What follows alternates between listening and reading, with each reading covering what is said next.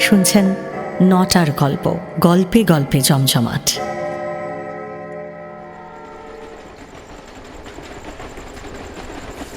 আমি এবং আমার আত্মীয় পূজার ছুটিতে দেশ ভ্রমণ সারিয়া কলিকাতায় ফিরিয়া আসিতেছিলাম। এমন সময় রেলগাড়িতে বাবুটির সঙ্গে দেখা হয়। তাহার বেশভূষা দেখিয়া প্রথমটা তাহাকে পশ্চিম দেশীয় মুসলমান বলিয়া ভ্রম হইয়াছিল। তাহার কথাবার্তা শুনিয়া আরও ধাঁধা লাগিয়া যায়। পৃথিবীর সকল বিষয়েই এমন করিয়া আলাপ করিতে লাগিলেন যেন তাহার সহিত প্রথম পরামর্শ করিয়া বিশ্ববিধাতা সকল কাজ করিয়া থাকেন। বিশ্ব সংসারের ভিতরে ভিতরে যে এমন সকল অশ্রুতপূর্ব নিগূঢ় ঘটনা ঘটিতেছিল, রুশিয়ানরা যে এত দূর অগ্রসর হইয়াছে, ইংরাজদের যে এমন সকল গোপন মতলব আছে, দেশীয় রাজাদের মধ্যে যে একটা খিচুড়ি পাকিয়া উঠিয়াছে, এ সমস্ত কিছুই না জানিয়া আমরা সম্পূর্ণ নিশ্চিন্ত হইয়াছিলাম। আমাদের নবপরিচিত আলাপটি ঈষৎ হাসিয়া কহিলেন, "There happens more things in heaven and earth, Horatio, than are reported in your newspapers." আমরা এই প্রথম ঘর ছাড়িয়া বাহির হইয়াছি, সুতরাং লোকটির রকম সকম দেখিয়া অবাক হইয়া গেলাম। লোকটা সামান্য উপলক্ষে কখনো বিজ্ঞান বলে, কখনো বেদের ব্যাখ্যা করে, আবার হঠাৎ কখনো পার্সি বয়েত আওড়াইতে থাকে। বিজ্ঞান, বেদ এবং পার্সি ভাষায় আমাদের কোনরূপ অধিকার না থাকাতে তাহার প্রতি আমাদের ভক্তি উত্তরোত্তর বাড়িতে লাগিল। এমনকি আমার থিওজফিস্ট আত্মীয়টির মনে দৃঢ় বিশ্বাস হইল যে আমাদের এই সহযাত্রীর সহিত কোনো এক রকমের অলৌকিক ব্যাপারের কিছু একটা যোগ আছে। কোনো একটা অপূর্ব ম্যাগনেটিজম, অথবা দৈব শক্তি, অথবা সূক্ষ্ম শরীর, অথবা ওই ভাবের একটা কিছু। তিনি এই অসামান্য লোকের সমস্ত সামান্য কথাও ভক্তিবিহ্বল মুগ্ধভাবে শুনিতেছিলেন এবং গোপনে নোট করিয়া লইতেছিলেন। আমার ভাবে বোধ হইল অসামান্য ব্যক্তিটিও গোপনে তাহা বুঝিতে পারিয়াছিলেন এবং কিছু খুশি হইয়াছিলেন। গাড়িটি আসিয়া জংশনে থামিলে আমরা দ্বিতীয় গাড়ির অপেক্ষায় ওয়েটিং রুমে সমবেত হইলাম। তখন রাত্রি 10:30। পথের মধ্যে একটা কি ব্যাঘাত হওয়াতে গাড়ি অনেক বিলম্বে আসবে শুনিলাম।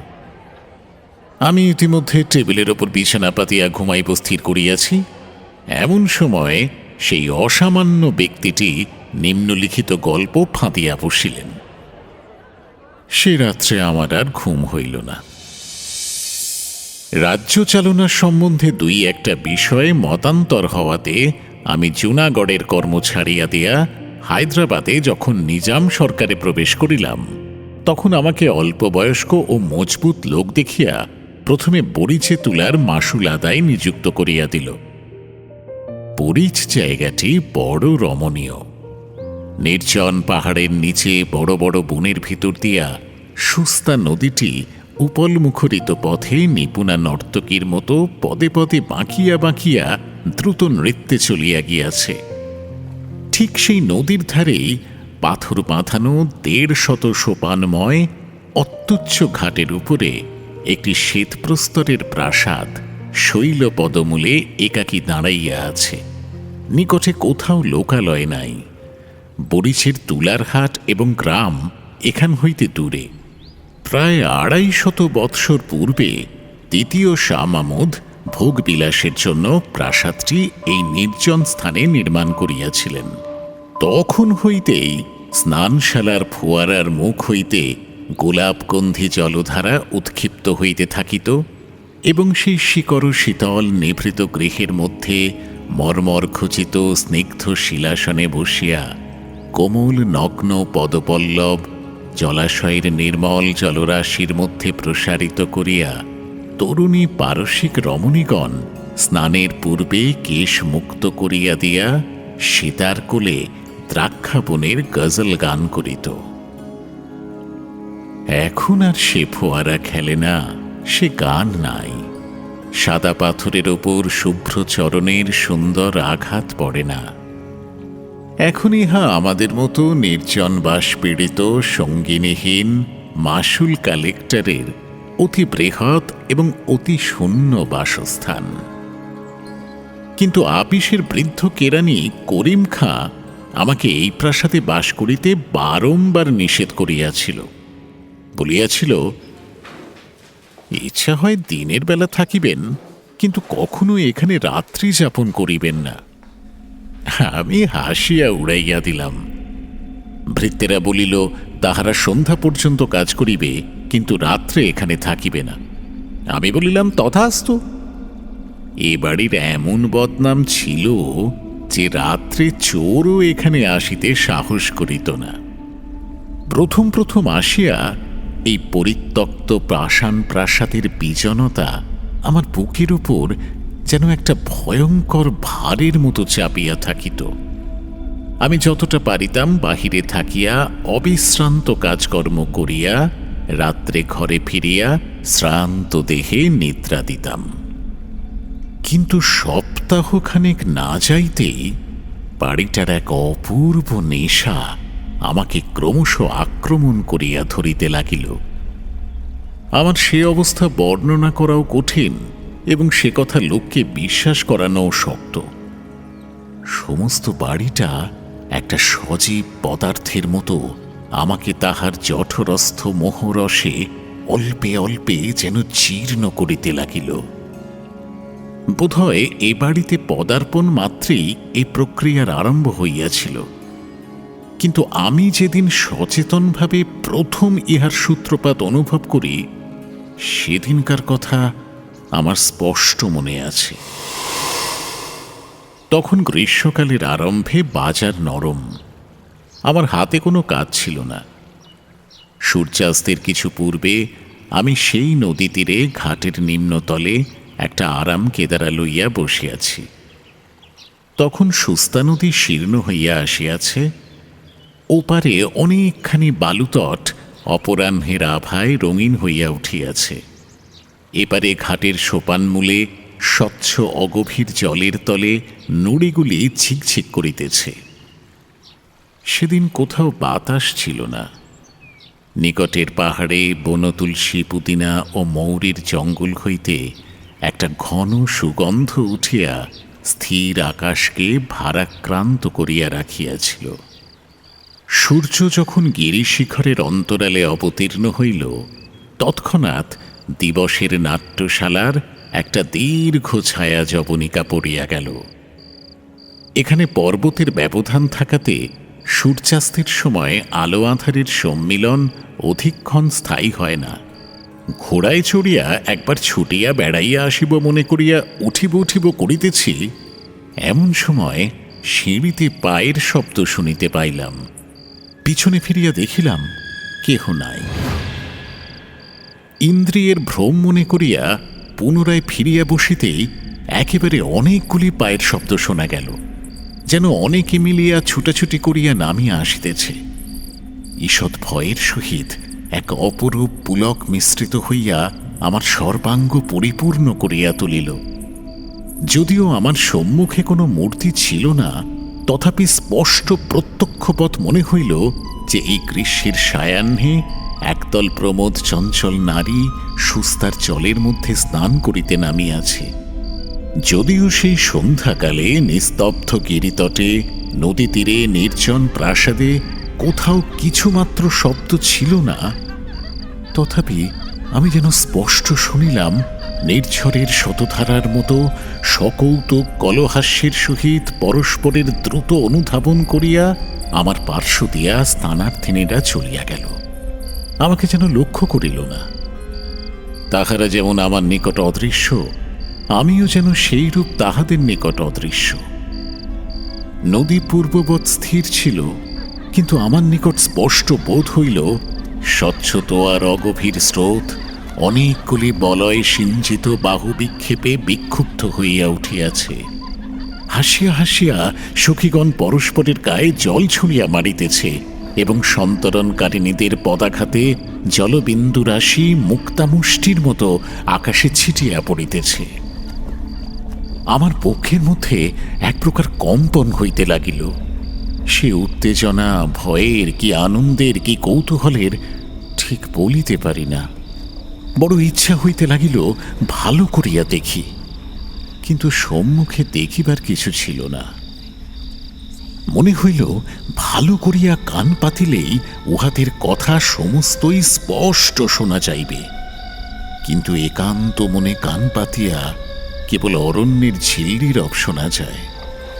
মনে হইল 250 বৎসরের কৃষ্ণবর্ণ যবনিকা ঠিক আমার সম্মুখে তুলিতেছে। ভয়ে ভয়ে একটি ধার তুলিয়া ভিতরে দৃষ্টিপাত করি, সেখানে বৃহৎ সভা বসিয়াছে, কিন্তু গাঢ় অন্ধকারে কিছুই দেখা যায় না।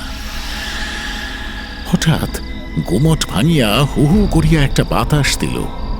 সুস্তার স্থির জলতল দেখিতে দেখিতে অপসরীর কেশদামের মতো কুঞ্চিত হইয়া উঠিল, এবং সন্ধ্যা ছায়াছন্ন সমস্ত বনভূমি এক মুহূর্তে একসঙ্গে মর্মরধ্বনি করিয়া যেন দুঃস্বপ্ন হইতে জাগিয়া উঠিল। স্বপ্নই বলো আর সত্যই বলো, 250 বৎসরের অতীত ক্ষেত্র হইতে প্রতিফলিত হইয়া আমার সম্মুখে যে এক অদৃশ্য মরীচিকা অবতীর্ণ হইয়াছিল, তাহা চকিতের মধ্যে অন্তর্হিত হইল। যে মায়াময়ীরা আমার গায়ের উপর দিয়া দেহহীন দ্রুতপদে শব্দহীন উচ্চ কলহাস্যে ছুটিয়া সুস্তার জলের উপর গিয়া ঝাঁপ দিয়া পড়িয়াছিল, তাহারা সিক্ত অঞ্চল হইতে জল নিষ্কর্ষণ করিতে করিতে আমার পাশ দিয়া উঠিয়া গেল না।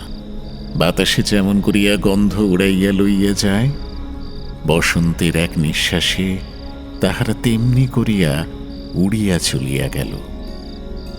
তখন আমার বড় আশঙ্কা হইল যে হঠাৎ বুঝি নির্জন পাইয়া কবিতা দেবী আমার স্কন্ধে আসিয়া ভর করিলেন। আমি বেচারা তুলার মাসুল আদায় করিয়া খাটিয়া খাই, সর্বনাশিনী এইবার বুঝি আমার মুণ্ডপাত করিতে আসিলেন। ভাবিলাম ভালো করিয়া আহার করিতে হইবে, শূন্য উদরেই সকল প্রকার দুরারোগ্য রোগ আসিয়া চাপিয়া ধরে। আমার পাচকটিকে ডাকিয়া প্রচুর ঘৃতপক্ক মশলা সুগন্ধি রীতিমতো মোগলাই খানা হুকুম করিলাম। পরদিন প্রাতঃকালে সমস্ত ব্যাপারটি পরম হাস্যজনক বলিয়া বোধ হইল। আনন্দমনে সাহেবের মতো শোলা টুপি পরিয়া নিজের হাতে গাড়ি হাঁকাইয়া গড় গড় শব্দে আপন তদন্ত কার্যে চলিয়া গেলাম। সেদিন ত্রৈমাসিক রিপোর্ট লিখিবার দিন থাকাতে বিলম্বে বাড়ি ফিরিবার কথা, কিন্তু সন্ধ্যা হইতে না হইতেই আমাকে বাড়ির দিকে টানিতে লাগিল।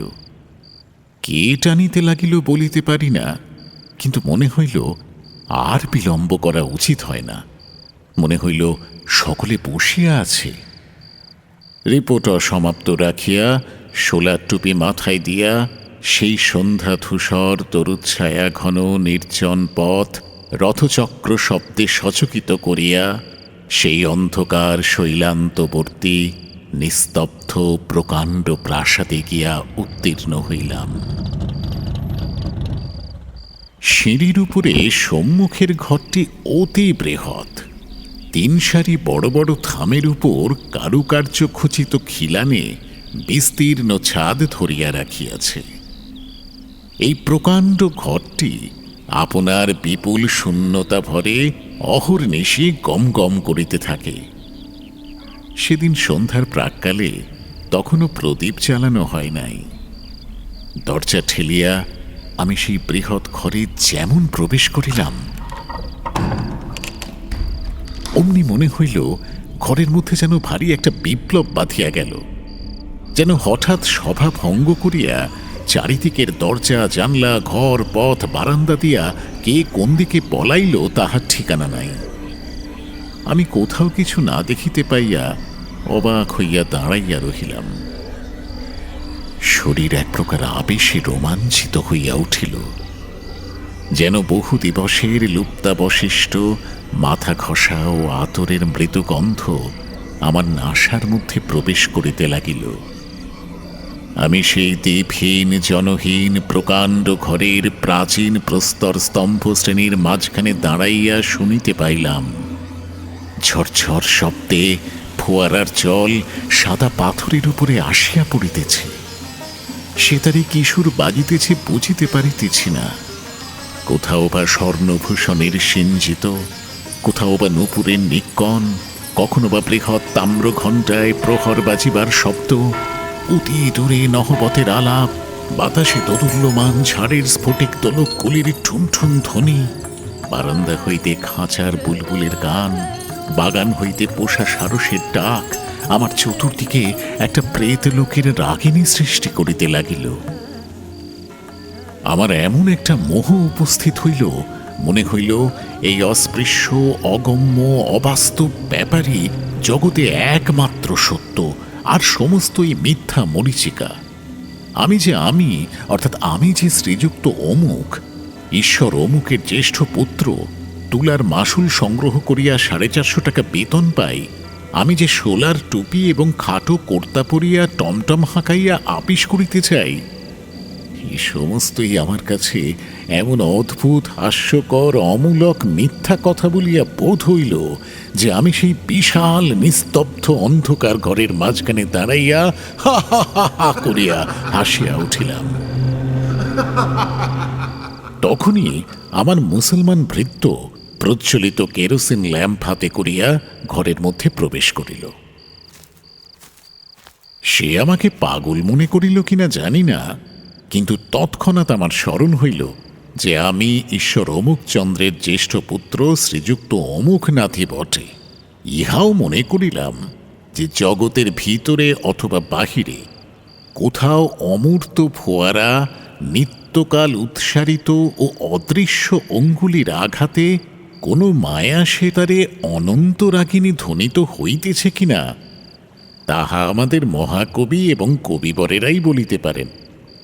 কিন্তু এ কথা নিশ্চয়ই সত্য যে আমি বরিচের হাটে তুলার মাসুল আদায় করিয়া মাসে 450 টাকা বেতন লইয়া থাকি।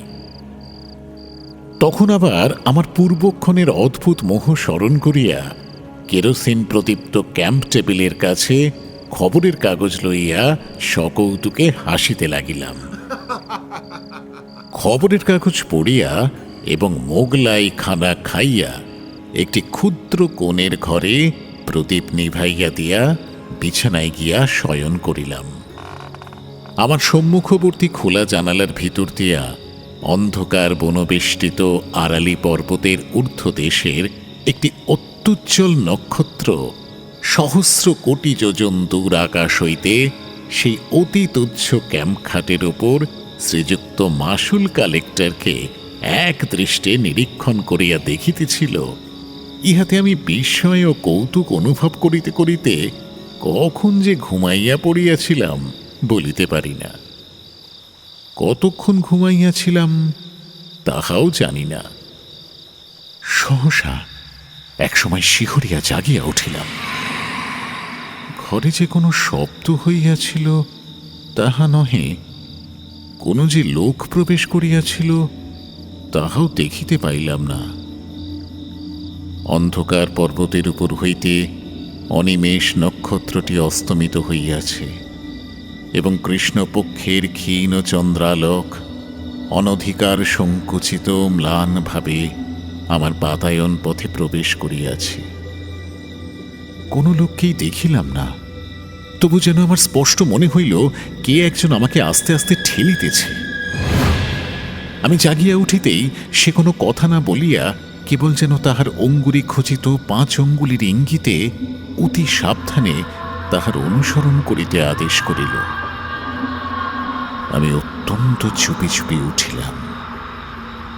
যদিও সেই শতকক্ষ প্রকোষ্ঠময় প্রকাণ্ড শূন্যতাময় নিদ্রিত ধ্বনি এবং সজাগ প্রতিধ্বনিময় বৃহৎ প্রাসাদে আমি ছাড়া আর জনপ্রাণীও ছিল না, তথাপি পদে পদে ভয় হইতে লাগিল পাছে কেহ জাগিয়া ওঠে। প্রাসাদের অধিকাংশ ঘর রুদ্ধ থাকিত এবং সে সকল ঘরে আমি কখনো যাই নাই। সে রাত্রে নিঃশব্দ পদবিক্ষেপে সংযত নিঃশ্বাসে সেই অদৃশ্য আহ্বান রূপিণীর অনুসরণ করিয়া আমি যে কোথা দিয়া কোথায় যাইতেছিলাম আজ তাহা স্পষ্ট করিয়া বলিতে পারি না। কত সংকীর্ণ অন্ধকার পথ, কত দীর্ঘ বারান্দা, কত গম্ভীর নিস্তব্ধ সুবৃহৎ সভাগৃহ, কত রুদ্ধ বায়ু ক্ষুদ্র গোপন কক্ষ পার হইয়া যাইতে লাগিলাম, তাহার ঠিকানা নাই। আমার অদৃশ্য দূতিটিকে যদিও চোখে দেখিতে পাই নাই, তথাপি তাহার মূর্তি আমার মনের অগোচর ছিল না। আরো ভ্রমণী ঝোলা আস্তিনের ভিতর দিয়া শ্বেত প্রস্তর চিতবৎ কঠিন নিটোল হস্ত দেখা যাইতেছে। টুপির প্রান্ত হইতে মুখের উপরে একটি সূক্ষ্ম বসনের আবরণ পড়িয়াছে। কটিবন্ধে একটি বাঁকা ছুরি বাঁধা। আমার মনে হইল আরব্য উপন্যাসের একাধিক সহস্র রজনীর একটি রজনী আজ উপন্যাস লোক হইতে উড়িয়া আসিয়াছে। আমি যেন অন্ধকার নিশীথে সুপ্তিমগ্ন বাগদাদের নির্বাপিত দ্বীপ সংকীর্ণ পথে কোনো এক সংকট সংকুল অভিসারে যাত্রা করিয়াছি।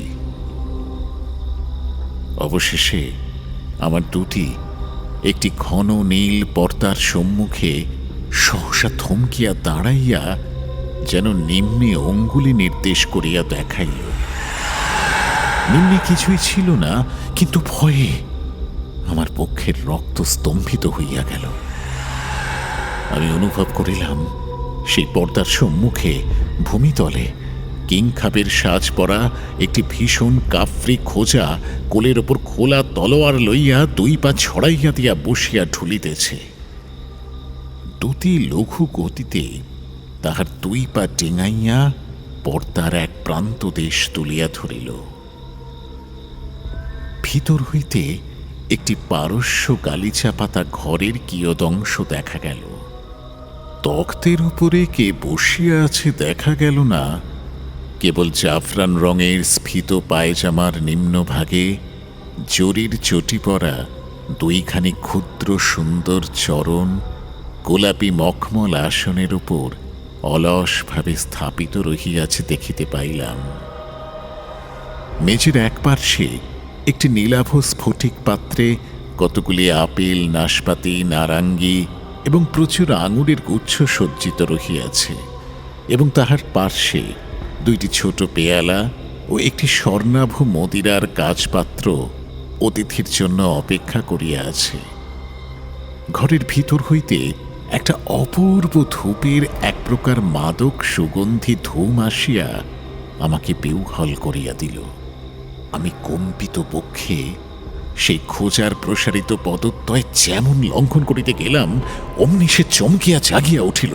তাহার কোলের উপর হইতে তলোয়ার পাথরের মেঝে শব্দ করিয়া পড়িয়া গেল।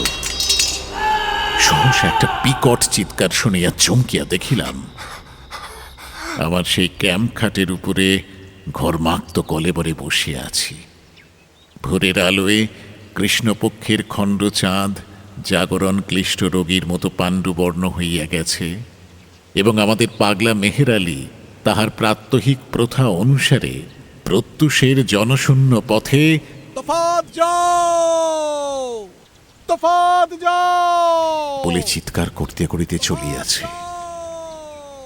এই রূপে আমার আরব্য উপন্যাসের এক রাত্রি অকস্মাৎ শেষ হইল। কিন্তু এখনো 1,000,000 রজনী বাকি আছে। আমার দিনের সহিত রাত্রের ভারী একটা বিরোধ বাঁধিয়া গেল।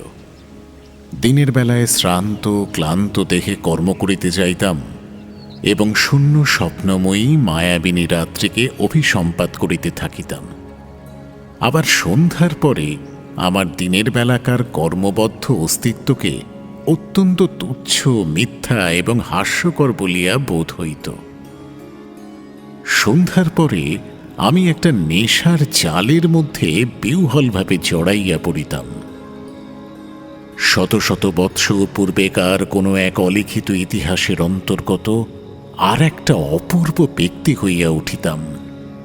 তখন আর বিলাতি খাটো কুর্তা এবং আঁটো প্যান্টালুনে আমাকে মানাইত না। তখন আমি মাথায় এক লাল মলমলের ফেজ তুলিয়া, ঢিলা পায়জামা, ফুলকাটা কাবা এবং রেশমের দীর্ঘ চোগা পরিয়া, রঙিন রুমালে আতর মাখিয়া বহু যত্নে সাজ করিতাম এবং সিগারেট ফেলিয়া দিয়া গোলাপ জলপূর্ণ বহুকুণ্ডলায়িত বৃহৎ আলবোলা লইয়া এক উচ্চ গদিবিশিষ্ট বড় কেদারায় বসিতাম, যেন রাত্রে কোন এক অপূর্ব প্রিয় সম্মিলনের জন্য পরমাগ্রহে প্রস্তুত হইয়া থাকিতাম। তাহার পর অন্ধকার যতই ঘনীভূত হইত, ততই কি যে এক অদ্ভুত ব্যাপার ঘটিতে থাকিত, তাহা আমি বর্ণনা করিতে পারি না। ঠিক যেন একটা চমৎকার গল্পের কতকগুলি ছিন্ন অংশ বসন্তের আকস্মিক বাতাসে এই বৃহৎ প্রাসাদের বিচিত্র ঘরগুলির মধ্যে উড়িয়া বেড়াইত। খানিকটা দূর পর্যন্ত পাওয়া যাইত, তাহার পরে আর শেষ দেখা যাইত না। আমিও সেই ঘূর্ণমান বিচ্ছিন্ন অংশগুলির অনুসরণ করিয়া সমস্ত রাত্রি ঘরে ঘরে ঘুরিয়া বেড়াইতাম। এই খণ্ড স্বপ্নের আবর্তের মধ্যে, এই কচিত হেনার গন্ধ, কচিত সেতারের শব্দ, কচিত সুরভি জলশিকর মিশ্র বায়ুর হিল্লোলের মধ্যে একটি নায়িকাকে ক্ষণে ক্ষণে বিদ্যুৎ শিখার মতো চকিতে দেখিতে পাইতাম। তাহারই জাফরান রঙের পায়জামা এবং দুটি শুভ্র রক্তিম কোমল পায়ে বক্রশীর্ষ জরির চটি পরা, বক্ষে অতি বিনদ্ধ জরির ফুলকাটা কাঁচুলি আবদ্ধ, মাথায় একটি লাল টুপি এবং তাহা হইতে সোনার ঝালর ঝুলিয়া তাহার শুভ্র ললাট এবং কপল বেষ্টন করিয়াছে। সে আমাকে পাগল করিয়া দিয়াছিল।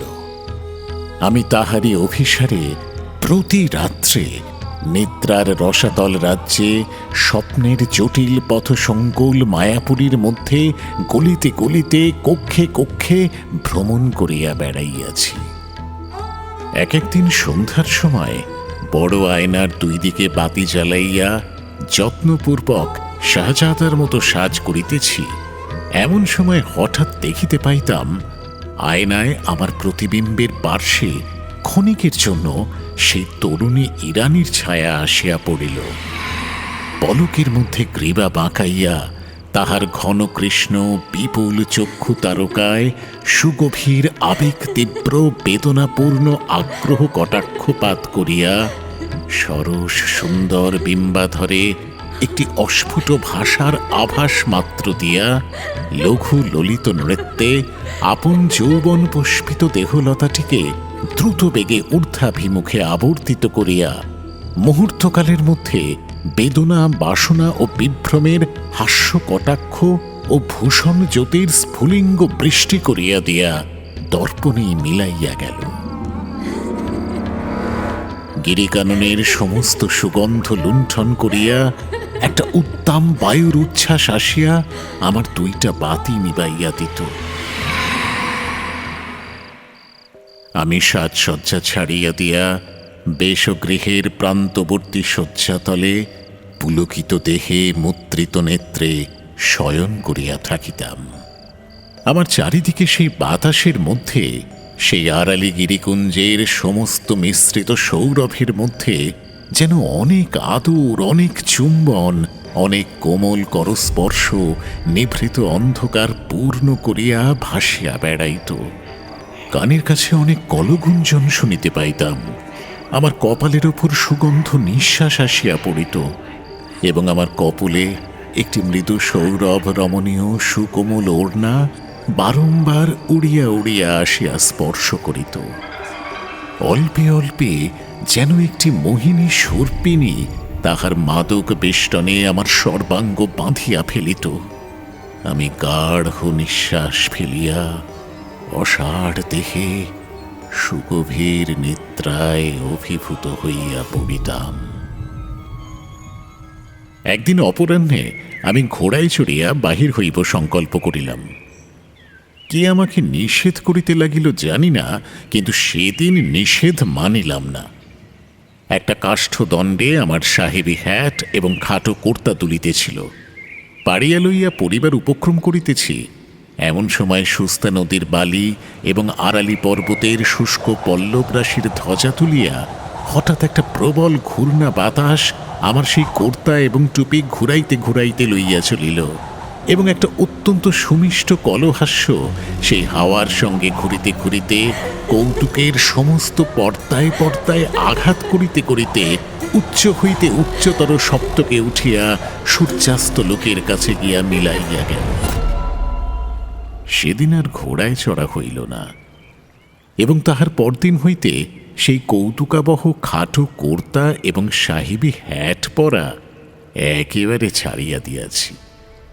আবার সেই দিন অর্ধরাত্রে বিছানার মধ্যে উঠিয়া বসিয়া শুনিতে পাইলাম কে যেন গুমরিয়া গুমরিয়া বুক ফাটিয়া ফাটিয়া কাঁদিতেছে, যেন আবার খাটের নিচে মেঝের নিচে এই বৃহৎ প্রাসাদের পাষাণ ভিত্তির তলবর্তী একটা আর্দ্র অন্ধকার গোড়ের ভিতর হইতে কাঁদিয়া কাঁদিয়া বলিতেছে, তুমি আমাকে উদ্ধার করিয়া লইয়া যাও।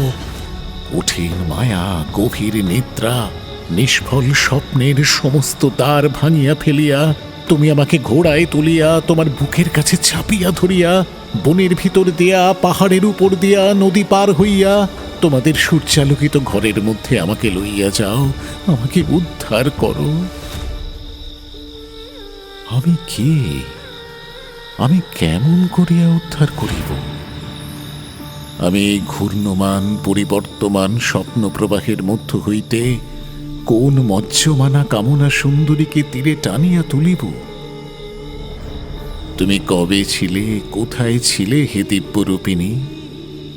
তুমি কোন শীতল উৎসের তীরে খরচুর কুঞ্জের ছায়ায় কোন গৃহহীনা মরুবাসিনীর কোলে জন্মগ্রহণ করিয়াছিলে? তোমাকে কোন বেদুইন দস্যু বনলতা হইতে পুষ্পকরকের মতো মাতৃক্রোড় হইতে ছিন্ন করিয়া বিদ্যুৎকামী অশ্বের উপরে চড়াইয়া জ্বলন্ত বালুকারাশি পার হইয়া কোন রাজপুরীর দাসীহাটে বিক্রয়ের জন্য লইয়া গিয়াছিল?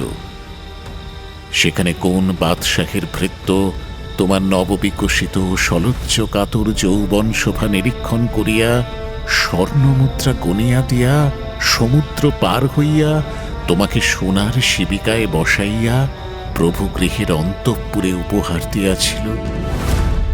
সেখানে সে কি ইতিহাস?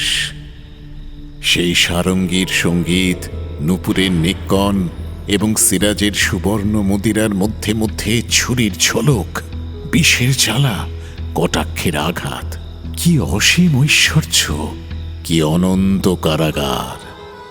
দুই দিকে দুই দাসী বলয়ের হীরকে বিজুলি খেলাইয়া চামর তুলাইতেছে।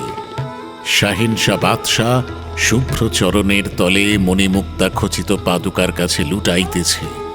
বাহিরের দ্বারের কাছে যমদূতের মতো হাবশি দেবদূতের মতো সাজ করিয়া খোলা তলোয়ার হাতে দাঁড়াইয়া। তাহার পরে সেই রক্ত কলুষিত ঈর্ষা ফেনিল ষড়যন্ত্র সংকুল ভীষণোজ্জ্বল ঐশ্বর্য প্রবাহে ভাসমান হইয়া তুমি মরুভূমির পুষ্পমঞ্জরি কোন নিষ্ঠুর মৃত্যুর মধ্যে অবতীর্ণ অথবা কোন নিষ্ঠুরতর মহিমা তটে উৎক্ষিপ্ত হইয়াছিলে? এমন সময় হঠাৎ সেই পাগল মেহেরআলী চিৎকার করিয়া উঠিল, তফাত যাও, তফাত যাও। চাহিয়া দেখিলাম সকাল হইয়াছে। চাপরাশি ডাকের চিঠিপত্র লইয়া আমার হাতে দিল এবং পাচক আসিয়া সেলাম করিয়া জিজ্ঞাসা করিল, আজ কিরূপ খানা প্রস্তুত করিতে হইবে? আমি কহিলাম, না, আর এ বাড়িতে থাকা হয় না। সেই দিনই আমার জিনিসপত্র তুলিয়া আপিস ঘরে গিয়া উঠিলাম। আপিসের বৃদ্ধ কেরানি করিম খাঁ আমাকে দেখিয়া ঈষৎ হাসিল। আমি তাহার হাসিতে বিরক্ত হইয়া কোনো উত্তর না করিয়া কাজ করিতে লাগিলাম। যত বিকাল হইয়া আসিতে লাগিল ততই অন্যমনস্ক হইতে লাগিলাম। মনে হইতে লাগিল এখনই কোথায় যাইবার আছে। তুলার হিসাব পরীক্ষার কাজটা নিতান্ত অনাবশ্যক মনে হইল। নিজামের নিজামাতও আমার কাছে বেশি কিছু বোধ হইল না। যাহা কিছু বর্তমান যা কিছু আমার চারিদিকে চলিতেছে, ফিরিতেছে, খাটিতেছে, যাইতেছে, সমস্তই আমার কাছে অত্যন্ত দীন, অর্থহীন, অকিঞ্চিতকর বলিয়া বোধ হইল।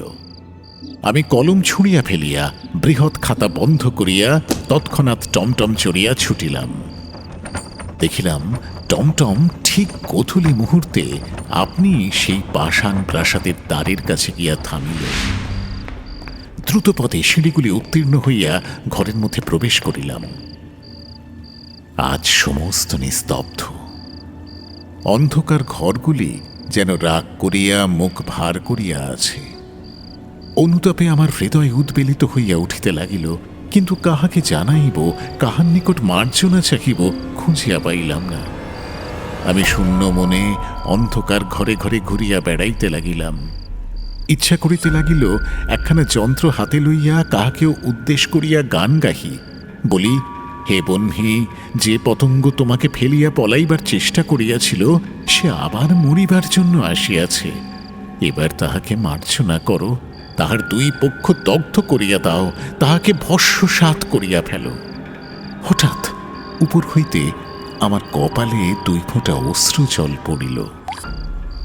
সেদিন আড়ালি পর্বতের চূড়ায় ঘন ঘোর মেঘ করিয়া আসিয়াছিল।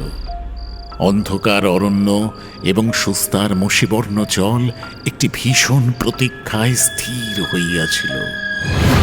জল, স্থল, আকাশ সহসা শিহরিয়া উঠিল এবং অকস্মাৎ একটা বিদ্যুৎতন্ত বিকশিত ঝড় শৃঙ্খল ছিন্ন উন্মাদের মতো পথহীন সুদূর বনের ভিতর দিয়া আর্তচিৎকার করিতে করিতে ছুটিয়া আসিল।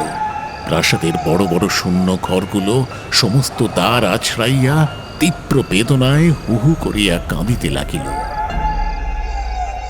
আজ ভৃত্যগণ সকলেই আপিস ঘরে ছিল। এখানে আলো জ্বালাইবার কেহ ছিল না। সেই মেঘাচ্ছন্ন অমাবস্যার রাত্রে গৃহের ভিতরকার নিকষ কৃষ্ণ অন্ধকারের মধ্যে আমি স্পষ্ট অনুভব করিতে লাগিলাম একজন রমণী পালঙ্কের তলদেশে গালিচার উপরে উপুড় হইয়া পড়িয়া 2 দৃঢ়বদ্ধ মুষ্টিতে আপনার আলুলায়িত কেশজাল টানিয়া ছিঁড়িতেছে। তাহার গৌরবর্ণ ললাট দিয়া রক্ত ফাটিয়া পড়িতেছে। কখনো সে শুষ্ক তীব্র অট্টহাস্যে হা হা হা করিয়া হাসিয়া উঠিতেছে, কখনো ফুলিয়া ফুলিয়া ফাটিয়া ফাটিয়া কাঁদিতেছে। 2 হস্তে বক্ষের কাঁচুলি ছিঁড়িয়া ফেলিয়া অনাবৃত বক্ষে আঘাত করিতেছে। মুক্ত বাতায়ন দিয়া বাতাস গর্জন করিয়া আসিতেছে এবং মুষলধারে বৃষ্টি আসিয়া তাহার সর্বাঙ্গ অভিষিক্ত করিয়া দিতেছে। সমস্ত রাত্রি ঝড়ও থামে না, ক্রন্দনও থামে না। আমি নিষ্ফল পরিতাপে ঘরে ঘরে অন্ধকারে ঘুরিয়া বেড়াইতে লাগিলাম। কেহ কোথাও নাই, কাহাকে সান্ত্বনা করিব? এই প্রচণ্ড অভিমান কাহার? এই অশান্ত আক্ষেপ কোথা হইতে উত্থিত হইতেছে? পাগল চিৎকার করিয়া উঠিল, তফাৎ যাও, তফাৎ যাও, সব ঝুঠ হ্যায়, সব ঝুঠ হ্যায়। দেখিলাম ভোর হইয়াছে এবং মেহের আলী এই ঘোর দুর্যোগের দিনেও যথা নিয়মে প্রাসাদ প্রদক্ষিণ করিয়া তাহার অভ্যস্ত চিৎকার করিতেছে। হঠাৎ আমার মনে হইল হয়তো ওই মেহের আলীও আমার মতো একসময় এই প্রাসাদে বাস করিয়াছিল।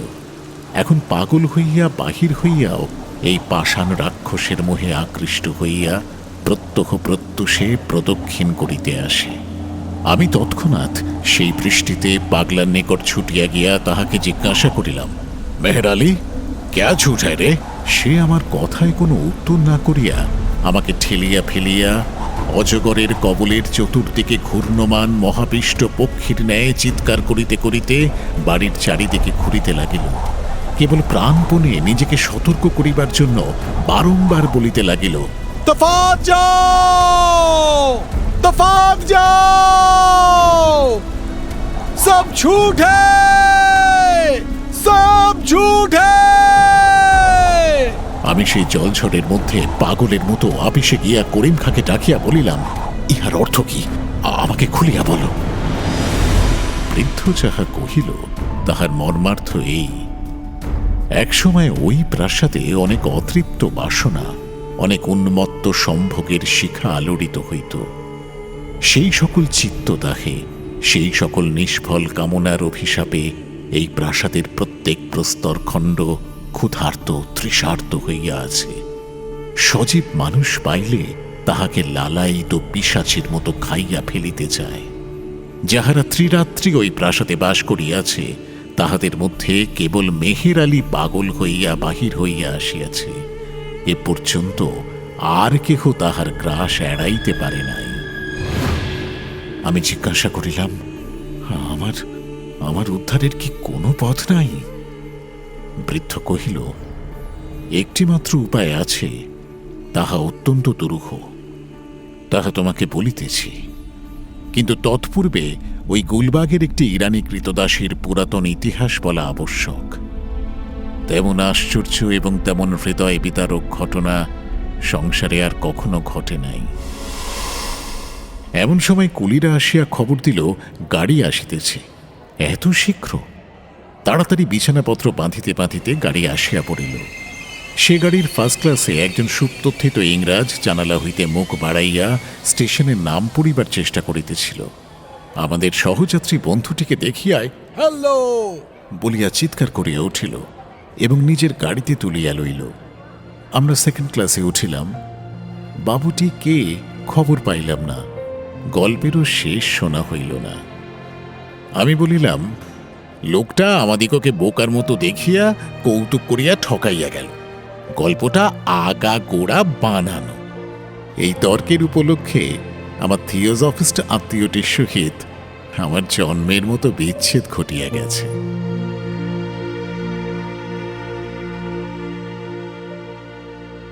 শুনলেন রবীন্দ্রনাথ ঠাকুরের লেখা গল্প ক্ষুধিত পাষাণ। গল্প পাঠে সঞ্জয় দত্ত। নটার গল্প, গল্পে গল্পে জমজমাট। আমাদের এই চ্যানেলটি শেয়ার ও সাবস্ক্রাইব করুন। বেল আইকন প্রেস করতে ভুলবেন না কিন্তু।